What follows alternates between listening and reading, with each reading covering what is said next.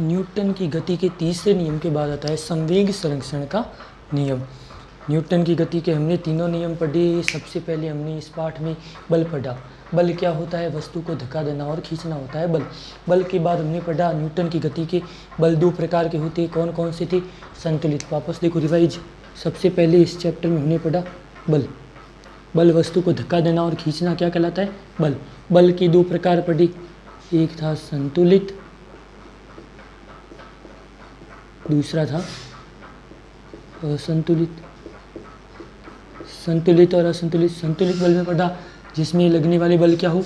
Equal हो दोनों तरफ से। वस्तु पर दोनों तरफ से लगने वाला बल जो है वह इक्वल हो तो वह कहलाता है संतुलित बल। यदि दोनों तरफ से लगने वाला बल जो है वह परिणाम में इक्वल न हो तो वह बल कहलाता है असंतुलित बल। संतुलित और असंतुलित बल। इसके बाद हमने पढ़ा संतुलित और असंतुलित के बाद गति के नियम। गति के नियम में हमने सबसे पहले देखा कि वैज्ञानिक आया पहले तो गैलीलियो। पहले वैज्ञानिक आया गैलीलियो। गैलीलियो ने कहा कि गैलीलियो ने जड़त्व के बारे में बताया लेकिन वह उसकी व्याख्या नहीं कर पाया। जड़त्व का क्या नियम था? जड़त्व के नियम के अनुसार स्थिर वस्तु स्थिर पड़ी रहेगी, गतिशील वस्तु गतिशील पड़ी रहेगी जब तक कि उस पर बाह्य बल न लगा दिया जाए। ये गैलीलियो ने कहा, लेकिन गैलीलियो इसके उदाहरण देने में सक्षम नहीं था, इसीलिए गैलीलियो क्या हो गया?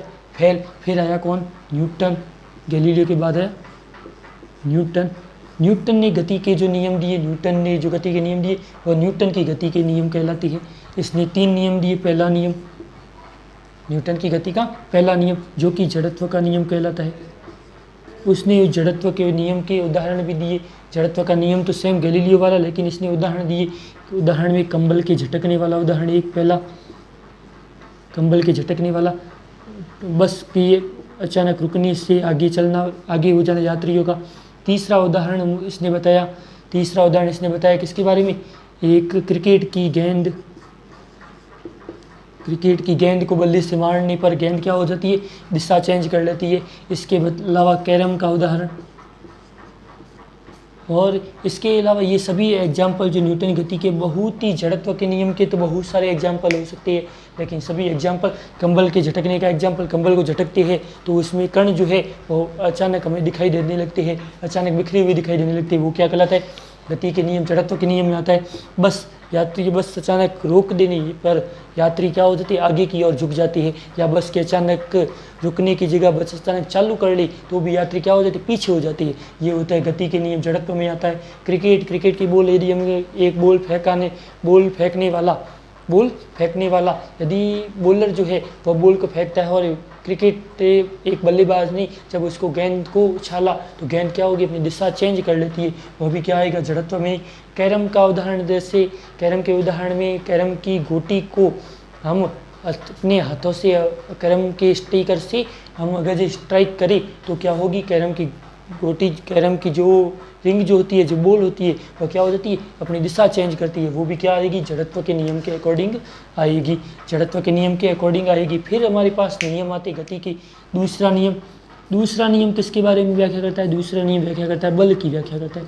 दूसरा नियम किसके व्याख्या करता है? बल। इसके नियम के अनुसार बल जो है वस्तु के संवेग में परिवर्तन की दर के बराबर होगा। संवेग में परिवर्तन P2 - P1 की दर बट्टा T, दर के लिए बट्टी में T। संवेग क्या होता है? संवेग होता है द्रव्यमान और वेग का गुणनफल। द्रव्यमान और वेग का गुणनफल ये आता है संवेग संरक्षण का नियम। तीसरा नियम हमें पढ़ा किसका? क्रिया प्रतिक्रिया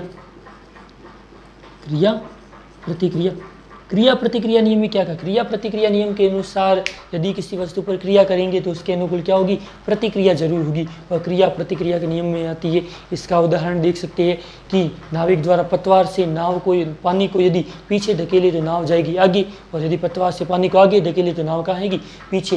ये किसका उदाहरण है? क्रिया प्रतिक्रिया का। एक इसके अलावा बंदूक की गोली दागते समय हाथ को क्या लगता है? एक धक्का सा लगता है, वह भी क्या आएगा? क्रिया प्रतिक्रिया नियम में आएगा। फिर इसके बाद आता है, गति के नियमों के बाद आता है संवेग संरक्षण का नियम, जो कि इस पार्ट का लास्ट एंड सबसे लास्ट टॉपिक है। संवेग संरक्षण का नियम। संवेग संरक्षण का नियम। संवेग संरक्षण का नियम। संवेग संरक्षण का नियम क्या कहता है? संवेग संरक्षण के नियम के अनुसार माना कि हमारे पास कोई दो पिंड है, एक का द्रव्यमान m1, दूसरे का द्रव्यमान m2। इसका प्रारंभ में वेग टक्कर से पहले इसका वेग u1, टक्कर के पहले इसका वेग है u2। जब इनकी आपस में टकराहट होती है तो इस पर दो बल लगते हैं। एक तो लगता है पहले वाले कण के द्वारा दूसरे वाले कण पर लगाया गया बल, एक होता है दूसरे वाले कण के द्वारा पहले वाले कण पर लगाया गया बल। अब यहाँ पर क्रिया प्रतिक्रिया का नियम लगेगा और उस नियम के अनुसार दोनों बल क्या होंगे? एक दूसरे के विपरीत होंगे। यह नियम किसका कहलाता है? क्रिया प्रतिक्रिया का नियम कहलाता है। एक यहाँ लगा तो दूसरा कहाँ लगा? उसके अपोज में लगा, विरोध में लगा। ये हो गया क्रिया प्रतिक्रिया। फिर अगर टकराहट के बाद जो इनकी द्रव्यमान जो है वह तो रहता है सेम, लेकिन वेग क्या हो जाता है? u1 का v1, जबकि दूसरे वाली वस्तु का वेग जो होता है u2 का हो जाता है v2। ये हो गया न्यूटन की गति के तीसरे नियम के अकॉर्डिंग संवेग संरक्षण के नियम का डायग्राम। अब डायग्राम के बाद अब इसकी व्याख्या कैसी? अब पहले वाले कण का संवेग क्या होगा टक्कर से पहले?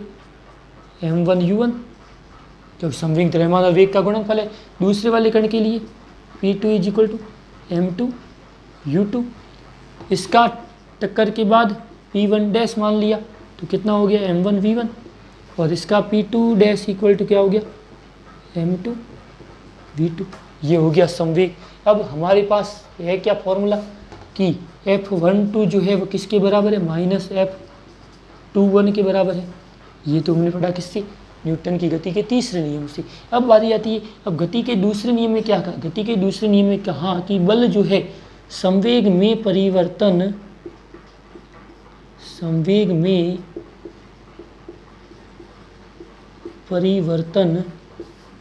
की दर के बराबर होगा। कौन? बल। ये किसमें कहा है? गति के दूसरे नियम में कहा है। बल वस्तु के संवेग में परिवर्तन की दर के बराबर होगा। तो यहाँ पर F12 किसके बराबर होगा? F12 बराबर होगा P2 नहीं P1 डैश माइनस P1 बट्टे में क्या लगेगा? T लगेगा कि संवेग में परिवर्तन की क्या है? दर है। दर के लिए बट्टा T। और दूसरे वाले कण के लिए क्या लगेगा? P2 dash minus P2 upon क्या लगा? T। ये हो गया वस्तु की। अब यहाँ से फॉर्मूला लेके P1 डैश का मान क्या है? m1 v1 माइनस P1 का मान कितना है? m1 u1 बट्टी में क्या है? T बराबर किसके आ गया? P2 डैश कितना है? m2 v2 माइनस P2 कितना है? m2 u2 बट्टी में क्या है? T। अब T दोनों में इस समय क्या होता है? सेम रहेगा, तो यहाँ पर T हो गया कट। तो यहाँ पर फॉर्मूला लास्ट बनने वाला है m1 v1 minus m1 u1 बराबर माइनस का अंदर मल्टीप्लाई किया तो m2 v2 plus m2 u2। अब पक्षांतरण कर लेते, पक्षांतरण करेंगे तो हमारे पास क्या आएगा? m1 v1 plus m2 v2 बराबर m1 u1 plus m2 u2। इसको हम लिख सकते हैं, या करके लिख सकते हैं m1 u1 plus m2 u2 बराबर m1 v1 plus m2 v2। ये हमारे पास जो फॉर्मूला आता है वह संवेग संरक्षण के नियम को दर्शाता है कि टक्कर से पहले वस्तु का संवेग और टक्कर के बाद वस्तु का संवेग क्या रहता है? इक्वल रहता है। यही कहलाता है संवेग संरक्षण का नियम। आप चाहो तो इसका स्क्रीनशॉट ले सकते हो, आराम से ले लो। ये संवेग संरक्षण का नियम है।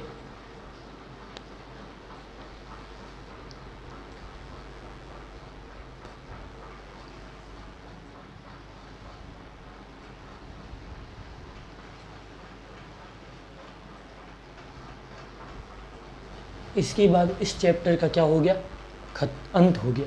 ये चैप्टर यहाँ तक ही तुम्हारे है, जो कि 9th क्लास में सिलेबस में ही है।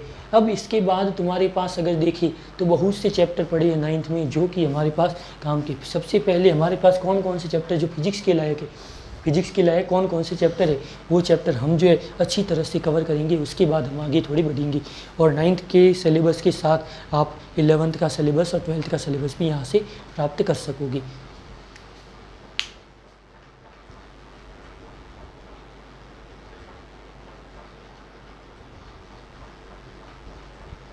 अब इसमें एक टॉपिक रह गया जो कि कौन सा है, औसत चाल के बारे में है। अब चाल तो हम सबको पता है, चाल क्या होती है, चाल होती है दूरी बटा समय। चाल क्या होता है, चाल होती है दूरी अपॉन समय। तो यहाँ पर हमें क्या निकालनी है, औसत चाल निकालती है। क्या निकालनी है, औसत चाल। तो क्या आएगा फॉर्मूला, तय की गई कुल दूरी अपॉन तय किया गया कुल समय, लगने वाला कुल समय। ये किसको शो करेगा, औसत चाल को। औसत चाल तो सिंपल टॉपिक कि तय की गई कुल दूरी में कुल समय का भाग लगा दे तो क्या आएगा हमारे पास, औसत चाल प्राप्त होगा। यहाँ तक ये क्या हो गया, चैप्टर का दी एंड हो गया। चैप्टर का दी एंड हो गया। चैप्टर के टॉपिक देख लो, कौन कौन से टॉपिक है वापस देख लो। सबसे पहले तुम्हारे पास आता है बल। सबसे पहले आता है बल। बल के बाद दो प्रकार बल के कौन कौन से आते हैं, संतुलित और असंतुलित बल। संतुलित और असंतुलित बल। इसमें बल का सूत्र आता है, क्या आता है, ME। इसका मात्रक आता है क्या, किलोग्राम मीटर प्रति सेकंड स्क्वायर किलोग्राम, या फिर न्यूटन। न्यूटन इसका मात्रक आ गया। ये बल का मात्रक आ गया। बल को इंग्लिश में दर्शाते फोर्स से, इसलिए। फिर बल के बाद आया गति के नियम। गति के नियम। गति के नियम में सबसे पहले तुम्हारे पास वैज्ञानिक आया, कौन, गैलीलियो। गैलीलियो ने गति के नियम की व्याख्या की, लेकिन पूरी तरह से समझाने में सक्षम नहीं, समझा नहीं पाया। इसलिए कौन सा वैज्ञानिक आया, वैज्ञानिक आया न्यूटन। न्यूटन ने क्या दी, अपने 3 नियम दी, फर्स्ट, सेकंड और थर्ड। फर्स्ट नियम में किसके बारे में व्याख्या की, जड़त्व के बारे में। सेकंड नियम में किसके बारे में व्याख्या की, बल के बारे में। थर्ड नियम में किसके बारे में व्याख्या की, क्रिया और प्रतिक्रिया के बारे में। क्रिया और प्रतिक्रिया के बारे में ये न्यूटन ने व्याख्या की, क्रिया और प्रतिक्रिया के बारे में। बल वाला नियम जो है, इसमें क्या कहा गया कि बल जो है वस्तु के संवेग में परिवर्तन की दर के बराबर होती है। मतलब P2 माइनस P1 बटा T। ये किसने बताया, न्यूटन ने बताया। किसमें, नियम में, सेकंड नियम में। फर्स्ट नियम में क्या कहा गया कि वस्तु की स्थिरता और गतिशीलता के बारे में व्याख्या की। वस्तु की स्थिरता और गतिशीलता की व्याख्या किसमें की, न्यूटन के दूसरे पहले नियम में। क्रिया प्रतिक्रिया, क्रिया के अनुकूल क्या दर्शाई, प्रतिक्रिया दर्शाई। इसके बाद टॉपिक कौन सा आता है, इसके बाद टॉपिक आया हमारे पास सबसे लास्ट और सेकंड लास्ट टॉपिक, संवेग संरक्षण का नियम। संवेग संरक्षण का नियम क्या कहता है कि वस्तु में टक्कर से पहले वस्तु का संवेग और टक्कर के बाद वस्तु का संवेग क्या रहता है, संरक्षित रहता है। वो क्या कहलाया, संवेग संरक्षण का नियम। इसके बाद बारी आई सबसे लास्ट फाइनल टॉपिक, औसत चाल। औसत चाल, चाल का फॉर्मूला सीधा हमें याद रखना है, चाल होती है दूरी अपॉन समय। औसत चाल ज्ञात करनी है, कुल दूरी में कुल समय का भाग दे दो तो हमारे पास आ जाएगी औसत चाल। ये यहाँ तक हमारे पास क्या गया, चैप्टर नंबर 9 कंप्लीट हो गया। और ये ही यहाँ तक आप अच्छी तरह से कवर कर लो। और कोई भी त्रुटि हो तो क्षमा करिए।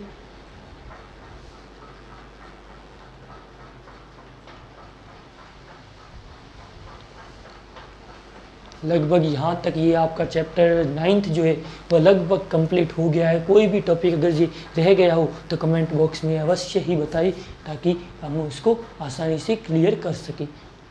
आपका धन्यवाद। चैनल को लाइक एंड सब्सक्राइब करना मत भूलना।